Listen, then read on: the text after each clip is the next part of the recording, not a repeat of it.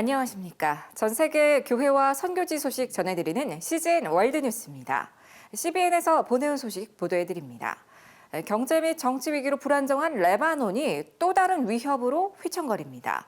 레바논 무장정파 헤즈볼라와 이스라엘이 15년 만에 무력 충돌했습니다. 헤즈볼라가 이스라엘 북부 지역으로 로켓 포탄을 발사한 건데요. 헤즈볼라는 성명을 통해 이번 공격이 자신들의 소행이며 이스라엘군의 레바논 남부 공습에 대응한 것이라고 밝혔습니다. 이스라엘 방위군이 레바논에서 발사된 로켓 공격 영상을 공개했습니다. 로켓 포탄 2발이 발사된 건데요. 한 발은 키리아트 시무나 근처의 공터에 떨어졌고 또 다른 한 발은 아이언돔 미사일에 요격됐습니다. 헤즈볼라의 소행인 것으로 밝혀졌지만 이스라엘 방위군은 레바논 영토에서 벌어진 공격에 대해 레바논이 책임을 져야 한다고 경고했습니다. 이번 공격은 베이루트 항구 폭발 참사 1주년을 추모하는 가운데 일어났습니다. 레바논 가톨릭교회 베카라 라이 추기경은 폭발에 대한 책임을 촉구했습니다. We're here to demand truth and justice. This land will remain a stain until we know what happened in the Beirut port. 폭발은 도시를 강타했고 레바논은 국가 붕괴 상태로 치달았습니다. 현재 레바논은 연료 부족, 정전, 의료 공급 부족으로 고통받고 있으며 통화 가치가 폭락해 최악의 금융 위기를 겪고 있습니다. 또 정부는 수개월째 제대로 기능하지 못했습니다. 많은 사람들이 부패하고 역기능적인 정치인들을 위기의 원인으로 꼽습니다. 일각에선 이란의 지원을 받는 테러단체 헤즈볼라를 또 다른 원인으로 지목합니다. 레바논의 저널리스트 토니 아비 나겜은 헤즈볼라를 이란의 점령군이라고 부르며 한때 중동의 스위스라고 불린 레바논을 파괴했다며 비난했습니다. Lebanon used to be the hospital of the East, the University of the East, the School of the East, and the Bank of the East. Hezbollah has destroyed everything. We no longer have hospitals. Our hospitals are being shut down because they have no fuel. All the university professors immigrate from this country. 중동 전문가 자크 네리아는 헤즈볼라가 레바논을 장악할 기회가 될 수 있다고 말했습니다. I think that the only ones who will be the winners are Hezbollah because economically, financially, they are best organized and they are assisted by Iran, who just sends millions of dollars to Hezbollah, and Hezbollah has already created a parallel state, and it will take no time for Hezbollah to take over if such an instruction is given by Tehran. 레바논의 몰락은 이란에 더 큰 힘을 실어주며 이스라엘에 대한 공격과 전쟁이 잦아지는 등 이스라엘과 중동의 재앙적인 결과가 될 것으로 보입니다. 2020년 도쿄올림픽이 막을 내리면서 인권운동가들이 6개월 후에 열릴 베이징 동계올림픽을 주목하고 있습니다. 중국은 현재 집단 학살을 비롯한 인권범죄로 국제사회의 비난을 받고 있는데요. 이에 따라 베이징 동계올림픽을 보이콧해야 한다는 주장이 제기되고 있습니다. 중국은 2008년 베이징 올림픽을 앞두고 인권 상황을 개선하겠다고 약속했습니다. 그러나 공산당은 약속을 뒤집고 탄압을 강화했습니다. They realized they had gotten everything that they wanted, which was the approval of other countries. 10여 년이 지난 지금 상황은 더 심각합니다. 중국 전문가이자 작가인 고든창은 상상하기조차 어려운 상황이라고 전했습니다. China's crimes against humanity, including genocide, are comparable to what the Third Reich did prior to the mass exterminations that began in 1941.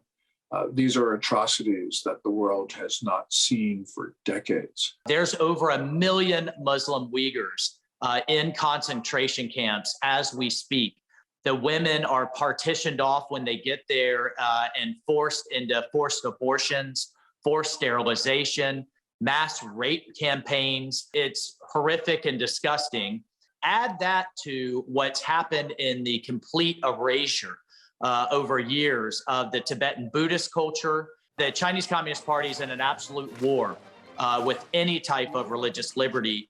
이에 하원에선 마이크 왈츠 플로리다주 하원 의원 등이 올림픽 위원회 개최지 변경을 요구해왔습니다. 그러나 진전이 보이지 않자 베이징 동계올림픽 보이콧 결의안을 추진하고 있습니다. I just can't imagine seeing the American flag flying there because essentially to President Xi, who's a dictator, it'll be the entire world shrugging their shoulders, turning a blind eye, and saying essentially, tacitly, all of that is okay. 마이크 왈츠 하원 의원은 보이콧하지 않았던 과거의 사례들을 지적했습니다.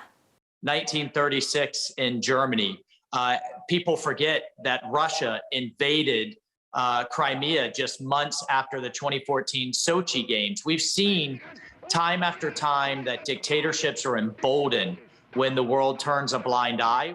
최근엔 중국의 인권 탄압 피해자들이 중국 정부의 잔혹성을 증언하며 2022년 베이징 동계올림픽 보이콧을 촉구했습니다. During my stay in the concentration camp, I was beaten, injured, and tortured by unbelievable methods. Here, I would call all the governments and athletes and our organization to boycott 2022 Beijing Winter Olympics. 고든창은 운동선수들이 어떤 위험성이 있는지 제대로 알아야 한다고 말했습니다. This is a state that is determined to learn everything about anyone who is on Chinese soil.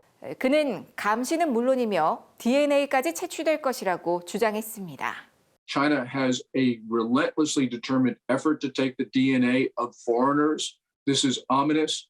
We know that the Chinese military is working on new pathogens. They call it a new type of biological warfare of, quote, specific ethnic genetic attacks. In other words, pathogens that will leave the Chinese immune but sicken everybody else. 현재 유럽에선 의회를 중심으로 정부 대표단을 보내지 말자는 외교적 보이콧 주장이 계속되고 있습니다.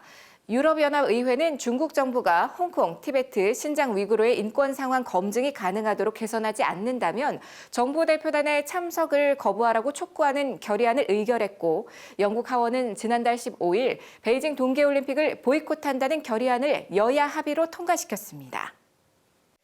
쿠바에서 지난달 11일에 발생한 대규모 반정부 시위 이후 500여 명이 경찰에 체포된 것으로 알려졌습니다. 쿠바 정부는 반체제 활동가와 언론인, 예술인 등을 비롯한 시위 참가자들을 무더기로 체포했습니다. 이 가운데 교회 지도자들도 다수 포함됐다고 합니다. 미국 국제종교자유위원회 아누리마 바그라바 위원이 자세한 소식 전해드립니다. Since July 11th, when the protests really began, there have been many who have gone to the streets to protest what's happening in terms of the economy, in the response to COVID, and general conditions within Cuba. And among those have been religious leaders, and they have been detained and in some cases assaulted. And so we have been concerned about reports of a number of religious leaders, including Jeremy Blanco and Yarian Sierra, who were pastors from the Berean Baptist mission in Matanza, and they have been held incommunicado since July 11th. We believe that they have been released into house arrest, but we don't know that for sure. And in the meantime, there have been reports of leaders from the Free Yoruba Association of Cuba who have been detained and charged. And that includes Denaida Perez Pasero, the president of the Free Yorubas. In addition, as you mentioned, there have been assaults of and violence against religious leaders in the context of these protests, including Father Castor Jose Alvarez de Vesa, who was assaulted with a bat from reports and has been detained since July 11th. 일각에선 이들이 단지 시위에 참여했기 때문에 체포된 건 아니란 우려가 제기되고 있습니다. I think in many ways what religious leaders do in Cuba, as they do around the world, is to voice the concerns and the pains that those within their communities are facing. And that has certainly been true of religious leaders in Cuba who have for many years raised concerns about conditions within Cuba for not only those who may gather and worship with them, but for communities, across the nation. And so we see that religious leaders have had an important role, not only in making sure that those within Cuba can practice their faith freely, and also to make sure that their rights and their human rights are guarded. And so I think this is in part the fact that religious leaders have played a prominent role, not just because they're religious leaders, but because they are speaking out. 오늘의 국내 단신입니다. 기독교 환경교육센터 살림이 콥26을 위한 26일 중보기도를 제안하는 기도문을 배포하고 있습니다. 콥26은 유엔 기후변화협약 당사국 총회로 오는 11월 190여 개국 정상이 영국에서 모일 예정입니다.